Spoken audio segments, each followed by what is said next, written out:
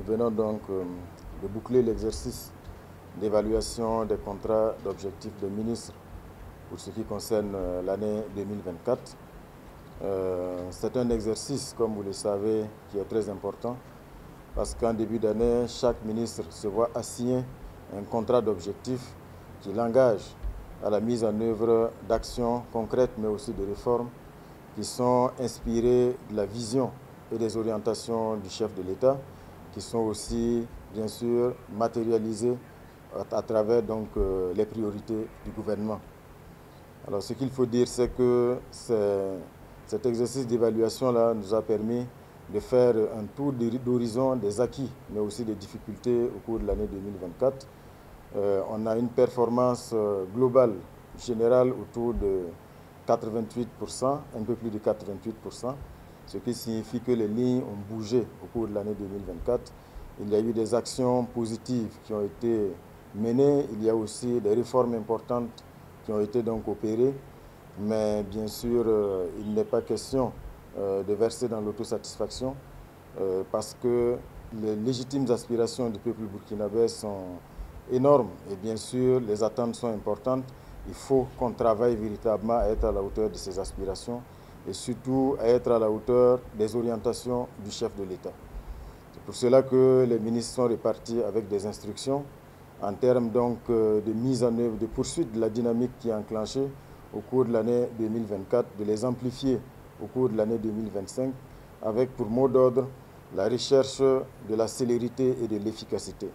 Parce qu'au-delà des chiffres qui sont affichés en termes de réalisation des contrats d'objectifs, ce que les populations demandent, ce sont des résultats concrets en termes d'impact sur leur quotidien.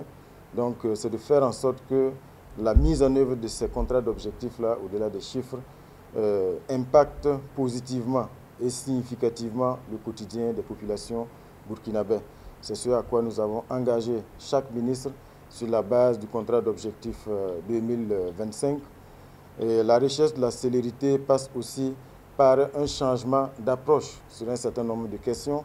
Quand vous prenez, par exemple, la réalisation des infrastructures, le mot d'ordre qui a été donc donné, c'est de faire en sorte que les prestataires et les entreprises qui sont attributaires des marchés d'exécution des chantiers comprennent qu'il faut qu'on change de cadence.